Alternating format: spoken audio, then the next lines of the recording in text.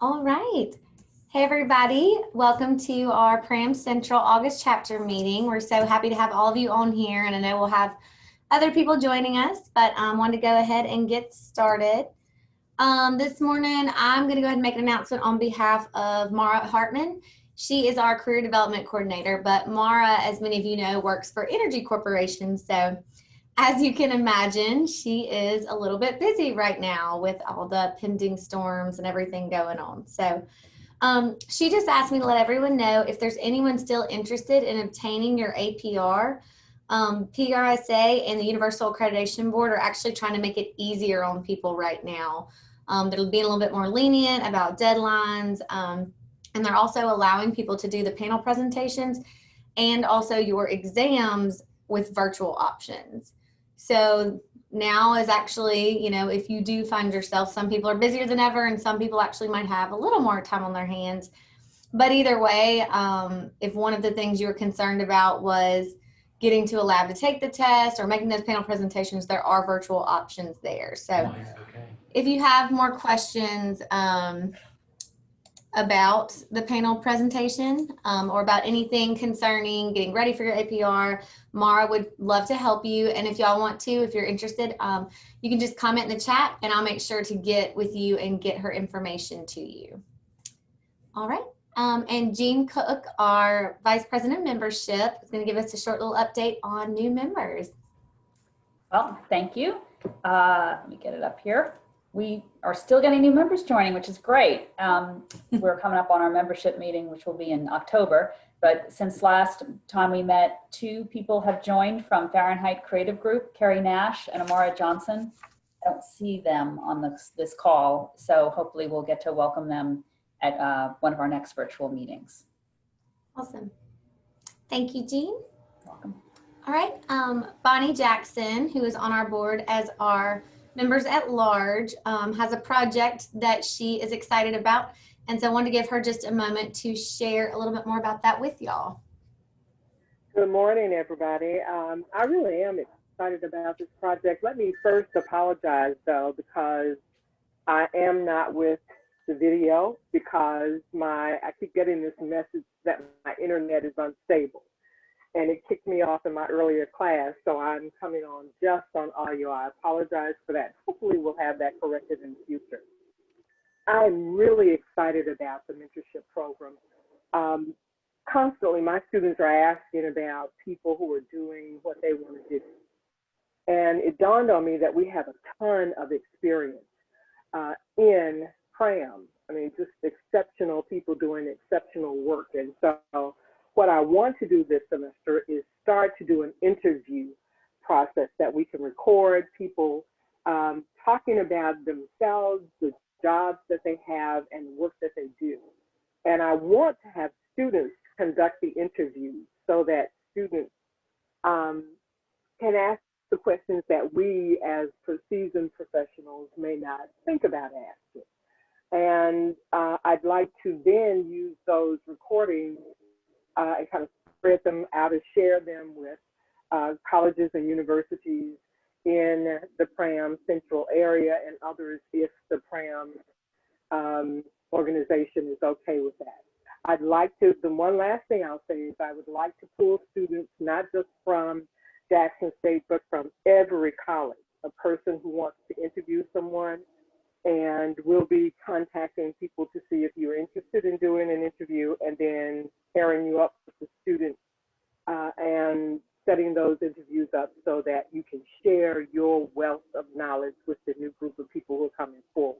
One of the other things we hope will happen is that it will serve as a mentoring program, but it will also serve as a feeder system into the membership for Pram. Thank you very much. All right, thank you, Bonnie.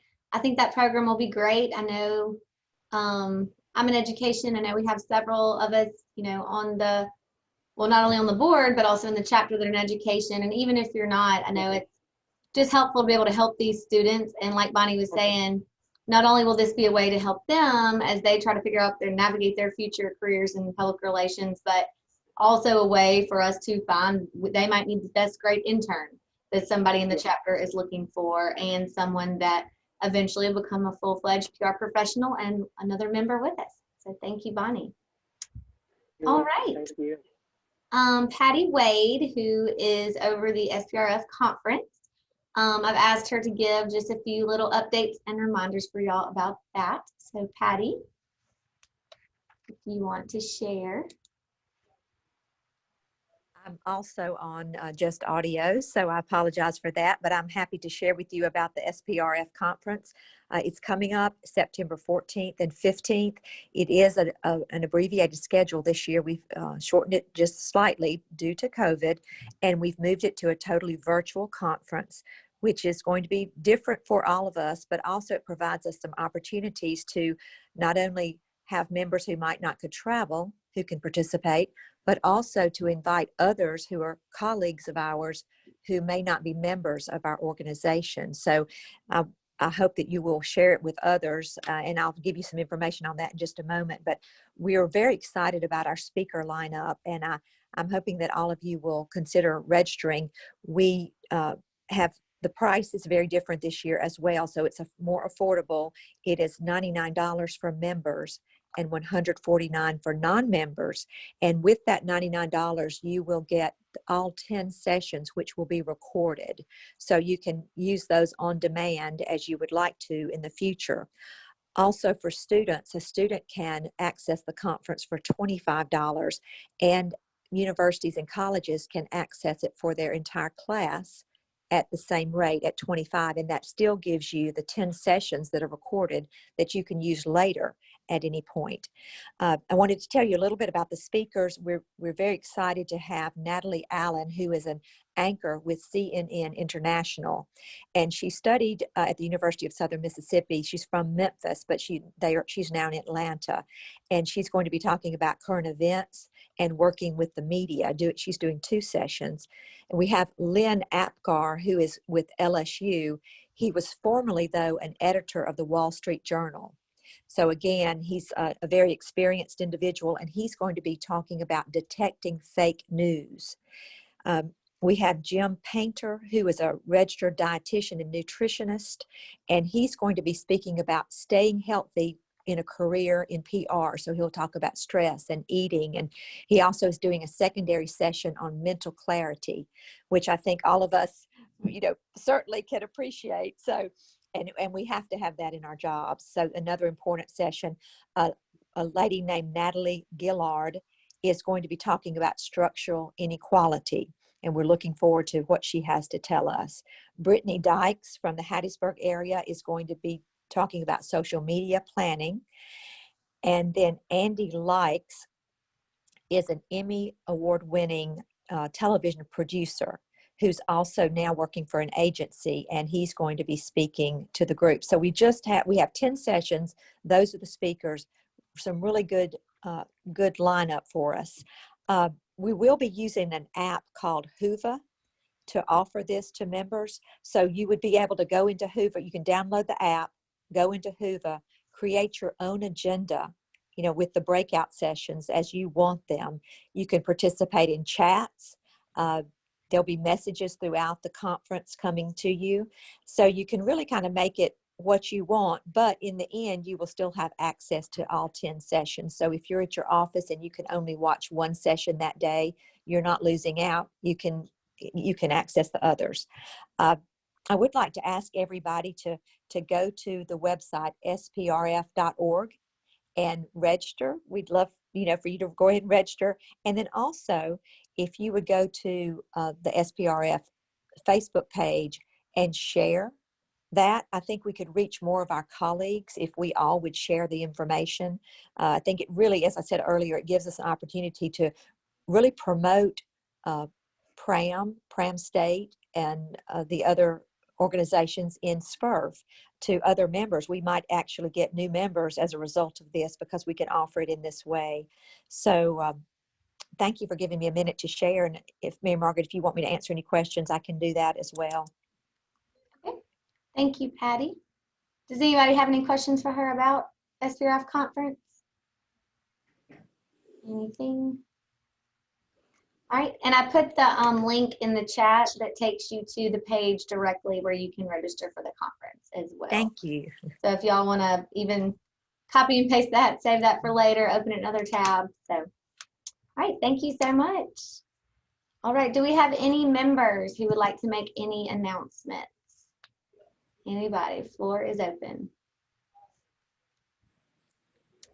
All right. If nobody has anything, I'm going to turn it over to our Vice President of Programs, Bill Moak, to introduce our speaker. Thank you, Mary Margaret. We are proud to be in our classroom today. We have several students you can see maybe behind me. I'll get out of the way in just a minute. But it is my pleasure to introduce a good friend of Pram and many of ours, Reagan Lauritsen, APRM. Reagan serves as the Director of Public Affairs for the U.S. Army's Engineer Research and Development Center, or ERDIC, headquartered in Vicksburg. She joined the U.S. Army Corps of Engineers Public Affairs Community in May 2017, and she served as the Public Affairs Chief for the U.S. ACE Army Corps of Engineers Vicksburg District, Mississippi Valley Division, and the Mississippi River Commission before moving to her current position at ERDIC. A native of Morgan City, Louisiana, Reagan graduated from Tulane in New Orleans with a Bachelor of Liberal Arts in International Relations. She also holds a master's degree in communication from San Diego State University, is a graduate of the Naval War College, and is an honor graduate of the Defense Information School in Fort Meade, Maryland. Reagan earned the professional title of Accredited in Public Relations M, a credential recognized by the UAB, the Universal Accreditation Board, the Department of Defense, and the Public Relations Society of America. She serves as a mentor for other public relations practitioners who are interested in pursuing the APR or the APRM. And she has been a member of the River City chapter of PRAM since moving to Vicksburg in 2016 and currently serves as the chapter president. And I might say that Reagan has been a big proponent of earning the APR credential, and we're happy to have her with us today.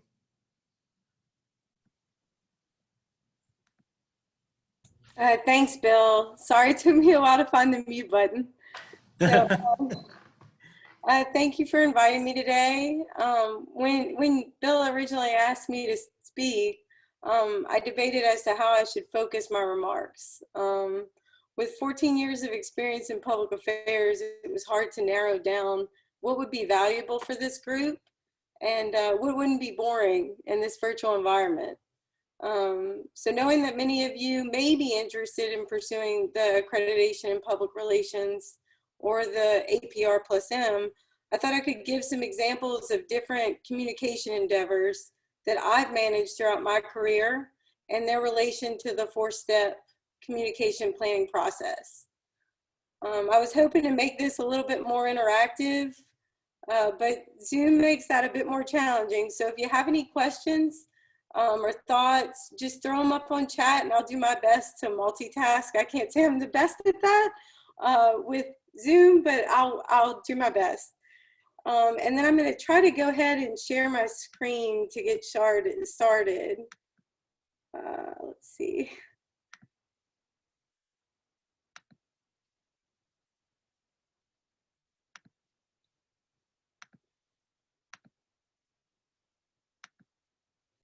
I don't know if a setting has to be disabled to share it. Yeah, I just made you the host, so see if that. Okay. Let's see.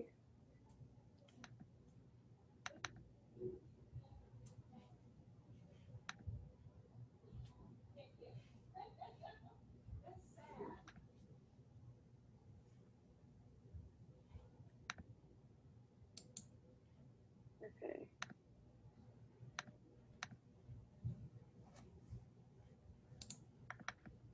Okay. Y'all see that? Yep. Okay, so this is the first time I'm doing. I thought it would be appropriate to kind of start from my beginning, and I know this is a bizarre picture to start with, but before I kind of wanted to roll into what I was going to talk about, I wanted to kind of give you an idea of who I am and where I'm from. So I thought what better way to start this off than a picture of Santa with 8 gators on a shrimp boat. And so this is from my hometown.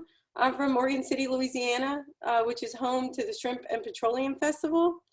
And so grew up there, spent 19 years there, and then was eager to get out of Cajun country. And I suppose the marketing efforts of the Navy worked effectively with me.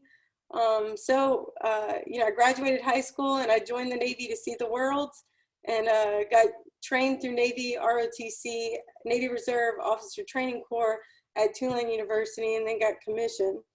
And so it's fairly ironic because I couldn't wait to leave small town, left, spent 10 years in different areas, and then now I'm back in the same region in a small town living in Vicksburg. So I just thought I'd share that for all of you who have interests elsewhere. You may end up back in this area one day and be able to bring your experience to the region. So the examples that I want to share with you today are from my public affairs career, starting in the Navy, but also encompassing uniform service in the Air National Guard and the U.S. Army Corps of Engineers as a government civilian employee. From preparing national level communication strategies at the Pentagon, to communicating flood conditions in the Yazoo backwater area, to coordinating distinguished visitor flights and tours of the C-17 at the 172nd Airlift Wing, I've had the opportunity to communicate at the tactical, operational, and strategic level. And while my experience mostly resides in the Department of Defense, I think most of the work that I've done translates to the private sector. So I wanted to talk, the reason I picked the communication planning process is knowing that if you're interested in pursuing the APR, I know that at least 33% of the examination that you would take that's similar to any exam you would take on a computer-based exam like the GRE, 33% of that test is based on this process. So it's very important that you become familiar with it. And not only that, but it really is the bread and butter of what we do in communication. And so without this process, we invest energy and time toward communicating, but we don't necessarily do so in a way that is effective and or efficient in changing audiences' knowledge, their attitude or behavior.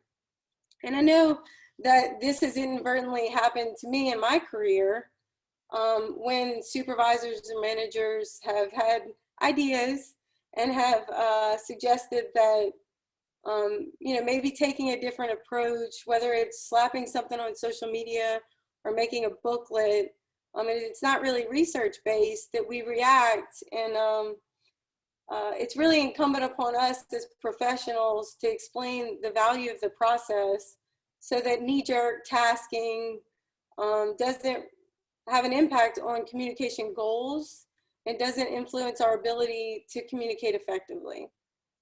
And so even if we aren't outlining elaborate 20 pages, of communication planning documents, for each communication endeavor that we pursue, we need to be thinking about communication in this manner, in this process. And so the 4 steps of the planning process are research, planning, implementation, and evaluation. And so I'm going to start by talking about research. Research is the foundation of communication planning. It's how we better understand the challenge and the audiences that we need to address that challenge. This is also where we identify strengths, weaknesses, threats, and develop a real understanding of the problem at hand. From my experience, thorough research and evaluation are the steps in the process that tend to be gapped, whether that's because of manning, time commitment, funding. It's just where we tend to let up in the process, where we could tend to do better. And so this is why I think it's really important to understand that there are tangible ways to conduct research without extreme investments. Whether pulling analytics from a social media platform, monitoring the type and tone of calls received by your office, your public relations firm, or your public affairs office, investigating secondary research sources, or paying a research entity to conduct in-depth surveys or focus groups. There are benefits to all of these approaches. We have to remind ourselves not to limit our ability to fully understand a situation simply by dismissing the step of research. And so I thought a great example from my experience is a program that I was involved in with the Navy called Navy Weeks or Fleet Weeks, and it's part of the Navy's outreach program. And the program is designed to really touch areas throughout the country that don't have a lot of interaction with the Navy. So we're talking middle America that's not on the coast, and we're also talking just areas that may not necessarily have a Navy presence. And so, you know, the Navy every year goes out and they publish a list of cities where these outreach events are going to transpire. And they usually target areas that, like I said, are middle America, or there's big events that are already planned that the Navy can go and tie into and leverage engagements that are already planned and people and leverage those big crowds to talk about communication and the Navy's mission. And so I brought this up because while I was at the Pentagon, the Navy really took a big approach on research and funded a Gallup research study to look at how effective these engagements were. You know, because as everyone knows, when it comes to funding, sometimes there's questions of what is the value, what's the value added. And so the Navy really had an opportunity for the first time, due to the challenge of not being able to necessarily go out and survey the public. We're a little bit more restricted in that capacity because, you know, because people don't want Big Brother surveying them all the time, so we've got to get surveys approved. So this was a time in my career where we very much did that. And so before I jump to the next slide, I just wanted to kind of call out the photos. The top photo on the left and the bottom two photos are just examples of the type of engagements that can happen in one specific Navy week. And so the top left, this was Albuquerque Navy Week, and it was tied to the that's there that brings you know, thousands of people to Albuquerque every year. And so the Navy had a presence there and was able to, I think there was almost 75 engagements planned involving the Navy band, senior leadership, the Navy's flight demonstration team, and that's the picture on the bottom right. So just a broad scope of engagements where the Navy was able to interact with audiences, educators, students, and then also civic leaders. There were different audiences that we interacted with all these different engagements. And then the top right is actually me. I had the opportunity to go to Sail Boston, and it was an event where, you know, I think I ended up talking to between 2,000 and 3,000 people within a 3-day period on the USS Kearsarge about the Stewards of the Sea program. And it's an environmental conscious program that the Navy has on the ships, and so on some of its ships. And so, you know, this is just an example of how we tie in. Sail Boston was an event where Boston had tall ships coming in, and this was an opportunity to tie into that. So pulling up the next slide, this is just an example of some of the formal research Navy conducted. And while this kind of shows the quantitative data that was collected, there was also qualitative data. So, you know, we took people in a room, and Gallup was with us and asked questions like, what comes to mind when you hear the word Navy? And we heard Old Navy, and we didn't hear US Navy. And so it was just kind of an understanding from this initial Navy week of what people thought about the Navy, their opinion about it. And then we also gave them a test, Gallup did, administer the test, to get a sense of what they understood about Navy assets. And so from this experience, we were able to go in with leadership and say, hey, you know, there might be, from your perspective, the outsider's perspective looking in, value in these other opportunities that are much bigger and more media focused. But for us, these numbers really show the Navy community outreach, the personal engagement that you have with people is incredibly valuable. And so we went to 5 different areas and conducted this research. And then we went back about, I think it was 2 years later, and did the same thing. And we were able to see how we were able to move the needle with these 2 different Navy outreach events in the same areas. And then, you know, that's kind of research.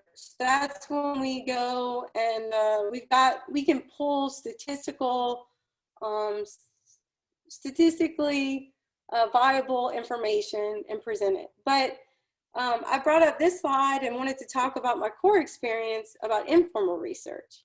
So many of you may be familiar with the flooding that occurred in the Yazoo backwater area. And throughout the experience, you're looking at a crisis situation. So unlike a community outreach event where you have plenty of time to plan, a lot of the research that we did regarding communication for the Yazoo backwater area was really informal, and we were reacting as we were seeing what was transpiring. And so one of the things that we did, we noticed that a lot of the conversation to occur at the beginning of the flood was really about the gates at the steel body control structure were there, and they were preventing water from leaving the Yazoo backwater area, which is absolutely contrary to what they were actually built for. So we thought, how can we visually communicate this? So by getting all these phone calls and observing the dialogue that was happening on Facebook, and just the lack of kind of understanding of what the structures were for, we developed these graphics to help better communicate what they were for. And then further along into the flooding period, photos that the public was posting that caused massive alarm throughout the community. And so we thought there was a need to address that and say, hey, you know, we're seeing all this dialogue about this. We've got questions from media that are alarmed by these images. How can we address this? And so the informal research kind of drew us in to say, okay, let's create this graphic that explains sand boils. And it's a simplified way to show, you know, that sand boils exist. And sometimes they are not something to be alarmed about. And then further on the right hand of the screen, I have examples of how we were getting questions constantly about river stages. So this informal research that we drew us to produce better graphics to communicate and illustrate river stages to folks so that they weren't constantly calling and asking. Not that we didn't have a problem answering them, but we thought this would be a way for them it'll be readily available to them. And we posted this information on social media and our websites, and we continued to, you know, modify the graphics to help communicate those purposes. So it's just, this is supposed to be an illustration of how, you know, the scope of research that you can do. It can be a little bit more formal, funded, based research, or formal research, where there's still benefits to both. And so now I was going to take a minute to talk about planning.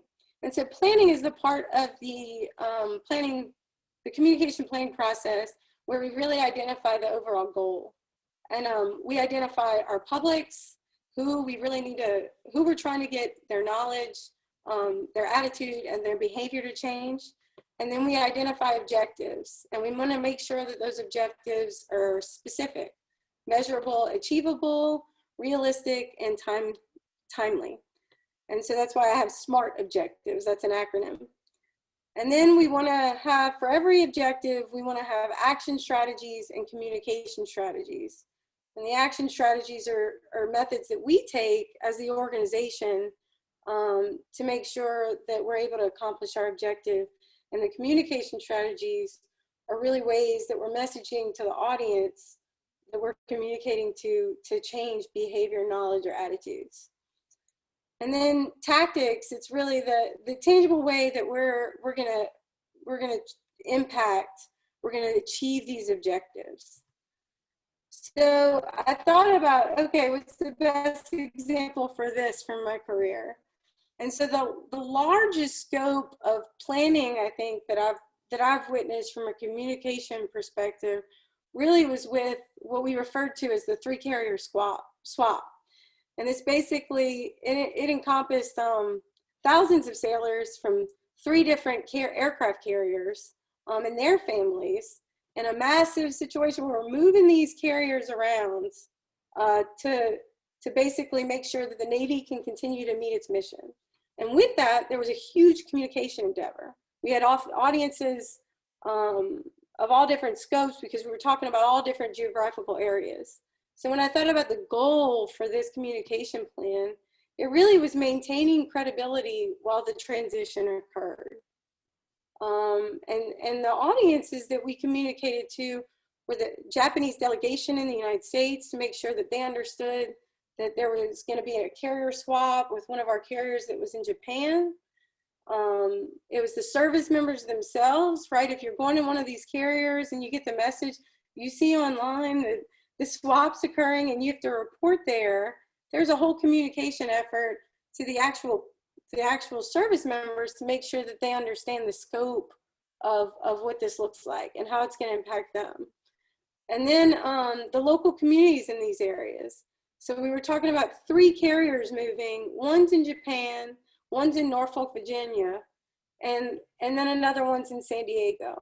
And so these are Navy areas, but when you move carriers, there's an affinity for these titles because the carriers have been there for so long.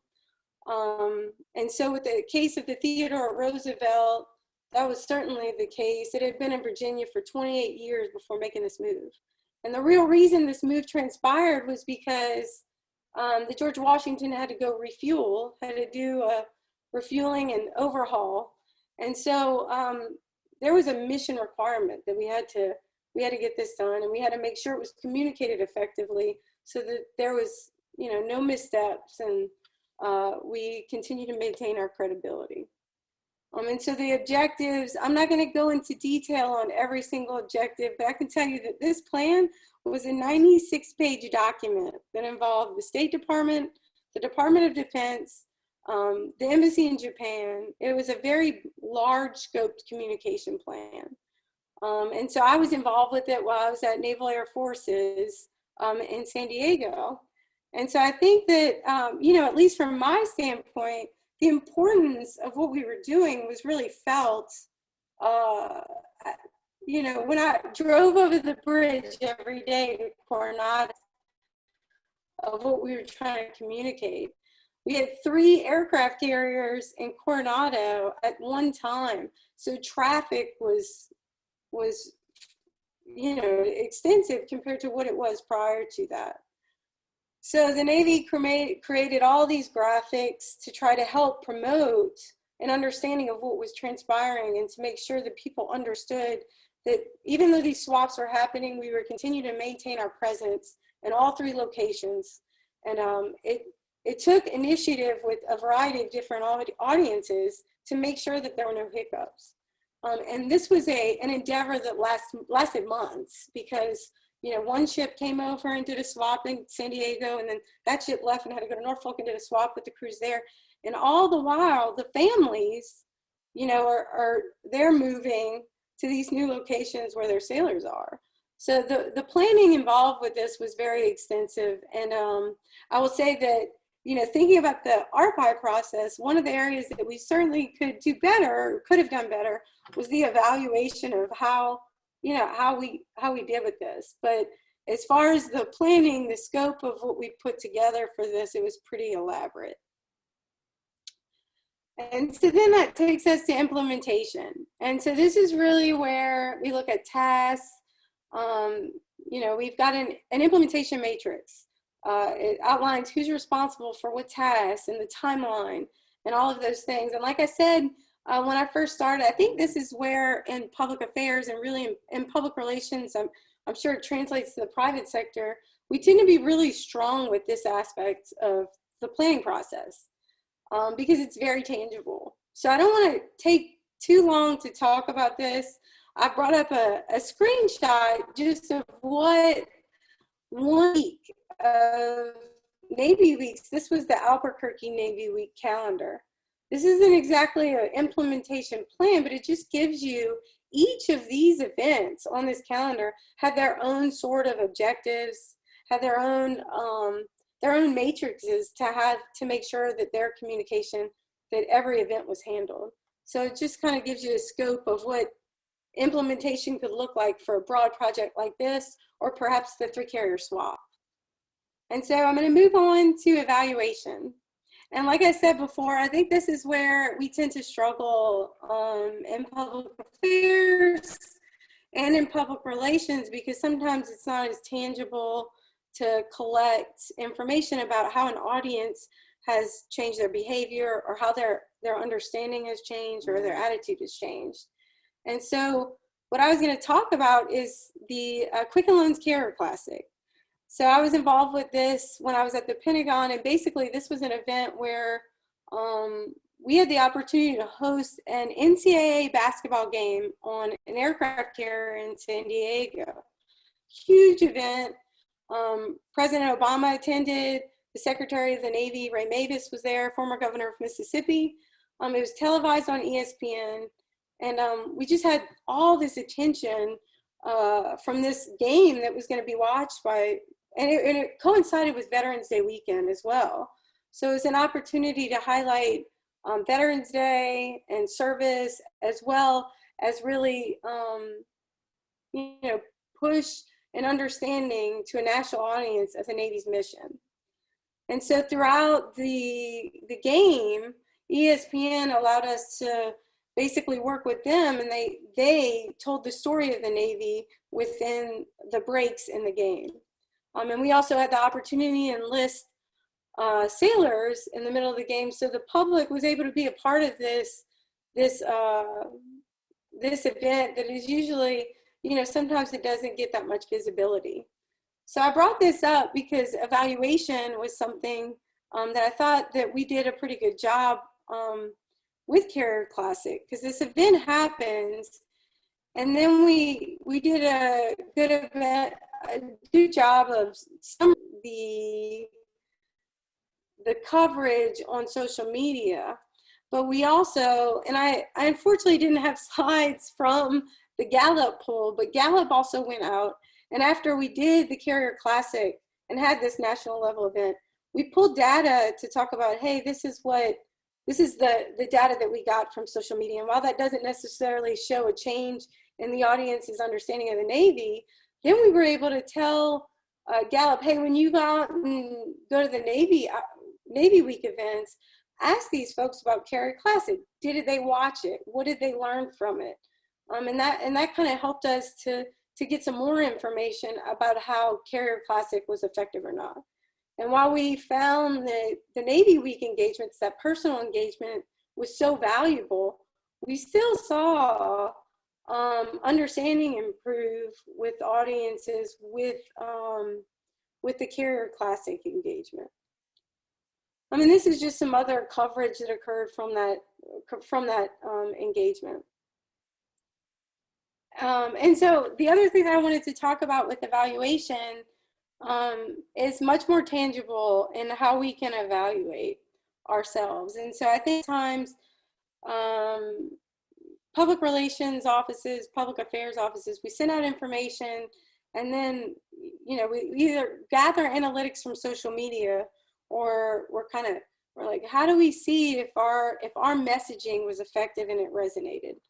So with the Navy's response to Hurricane Irma, we took the approach of basically taking the Navy's original, all their releases on this event, all their press releases, and we looked at what the messaging was that we were trying to get across. And so our objective in doing this was try to see if media, we wanted them to pick up the same language that we were putting out so that we could make the assumption that that language would resonate with an audience. So we're still having to make an assumption that the understanding is going to translate to an audience, but at least this was a way to evaluate how effective our messaging was in being picked up by the press. And so what we did was look at our coverage of engagement after Hurricane Irma, our support, our response to that effort. I had several people on my public affairs team at the time. They basically had to code articles and say, okay, what is the tone of this article? We all took a baseline assessment and coded one single article, and if we all came out the same way on that, we could say that we were statistically the same on coding. We coded things the same. We all checked out, and we were going to be, our quality check would be the same on future articles.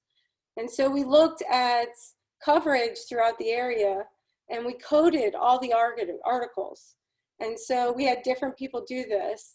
And then we came back and said, okay, on this date, the articles were neutral tone, they were positive, or they were negative. And this allowed us to go back to our leadership and basically say, okay, this is how we did with communicating Hurricane Irma. This might be how we could do better because these messages didn't resonate as well. And kind of lining that up. And so this is a very tangible way to do evaluation. We did with about 5 people on my team, and it just took the coding of articles. And while there's a time commitment, it really helped us to have these graphics and communicate to leadership how our messages resonated with the press for different parts of our releases to get picked up. And so that's just an example of another evaluation method. And so I didn't want to, I kind of, like I said, was conflicted about what to talk about today because, I will say that a lot of my experience in the military is very crisis communication based. I would say, unfortunately, I've had a lot of experience with loss of life and mishaps, and the huge responsibility that comes with that to make sure that the trust in the public is still with the Navy, with the Corps of Engineers, with the Air Guard, when anything like that transpires. And so that's a whole other discussion. But I mentioned that because in addition to kind of the planning process, I just want to make sure that I make myself available to anybody who's interested in pursuing the APR or just interested in talking about my experience and anything I could offer to your career. I think PRAM's been incredibly valuable to me, even though I've moved around a lot, because it's given me contacts all across the country that I certainly reach out to, and I've gained things from other ways, other approaches that people have responded to communication challenges. And so I still stay in touch with the professors that taught me in grad school, and I still am in contact with the people that were on my board when I sat my accreditation and public relations board. So I just encourage you to, take my contact information. And if there's anything that I can do to help you throughout your career, just serve as, somebody to bounce things off of, I'm happy to do that. So with that, I wanted to open it up to questions. I have done an awful job at looking at the chat. So I'll try to do that now if any questions were asked.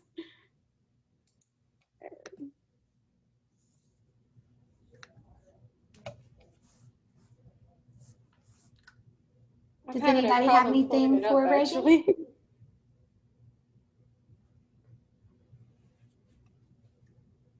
Anybody? Y'all feel free to unmute yourselves if there's questions, comments, anything y'all want to add.